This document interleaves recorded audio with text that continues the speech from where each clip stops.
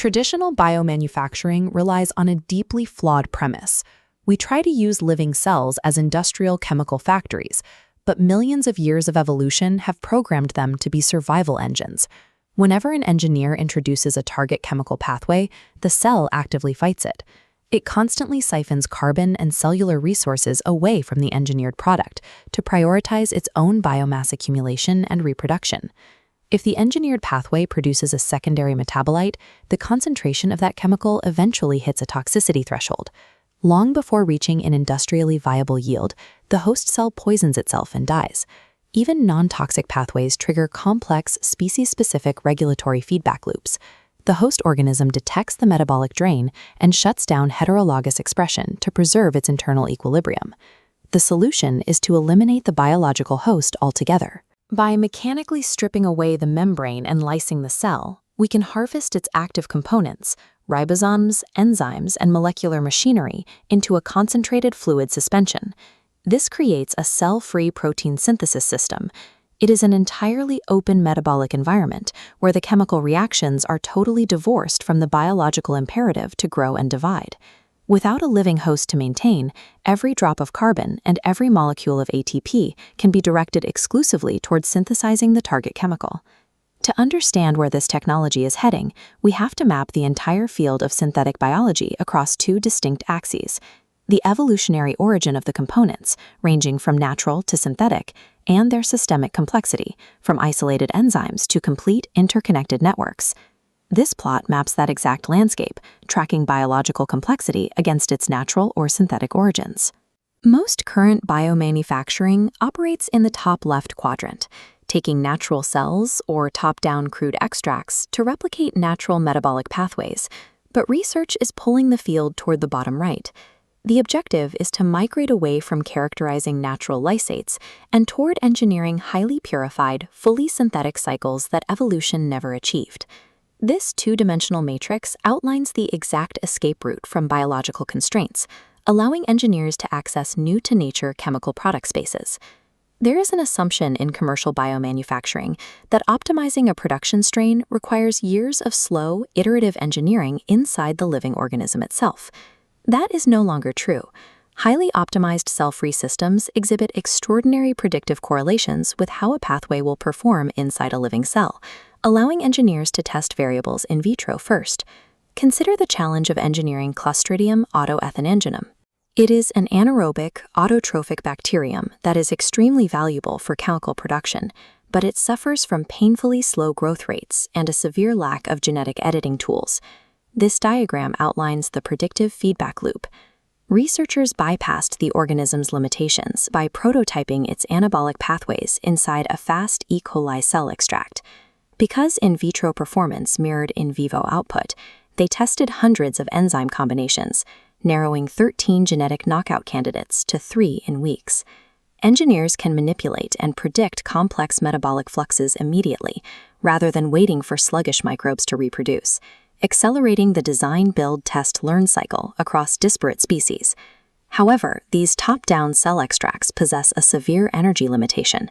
Almost all of them rely on standard substrate-level phosphorylation to generate the ATP required for synthesis. This map highlights the constraint. Energy generation in vitro depends on feeding standard glycolytic intermediates down the central axis.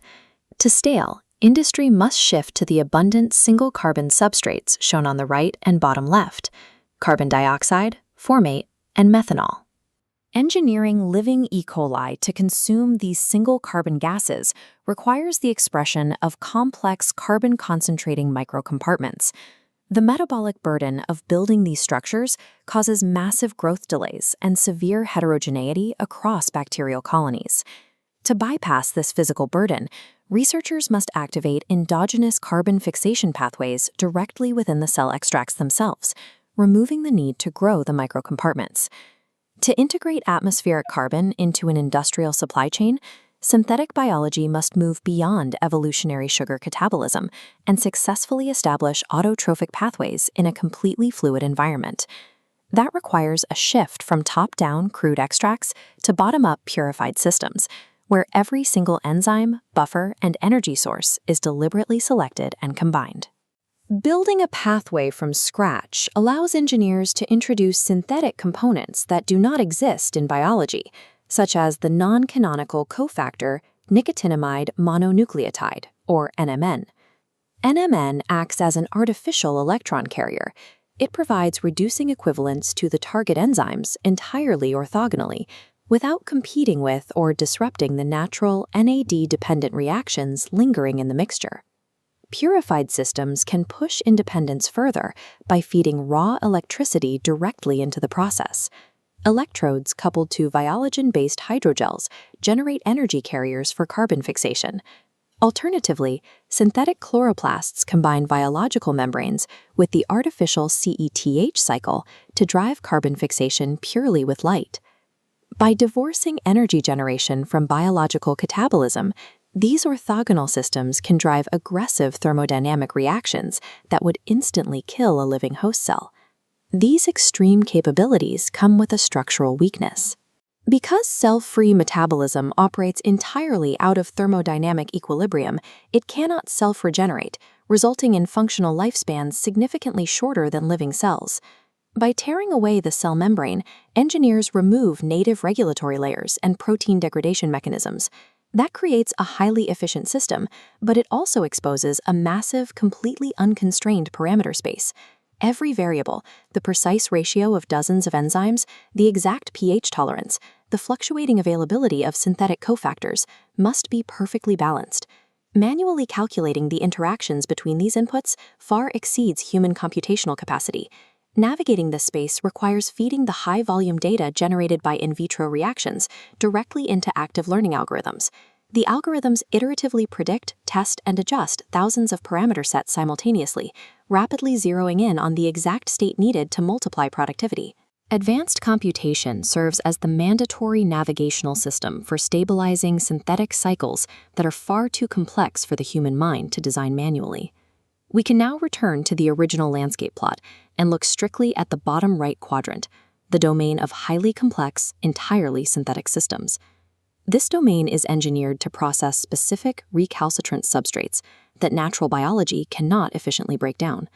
That includes heavily cross-linked plant lignin, post-consumer plastic waste, and persistent organofluorines like PFAS. Digesting these toxic feedstocks is only possible through the de novo designed chemical cycles that exist exclusively in this synthetic quadrant. Once broken down, those inputs are reassembled into highly valuable target outputs, ranging from advanced structural polymers to complex therapeutic polyketides. The discipline of synthetic biology is stepping past its origin point. Researchers are moving beyond characterizing the limits of natural evolutionary biology to actively dictating the exact architecture of chemical synthesis. Cell-free synthetic metabolism has evolved past a prototyping sandbox. It provides the engineered foundation for a post-petrochemical industrial future.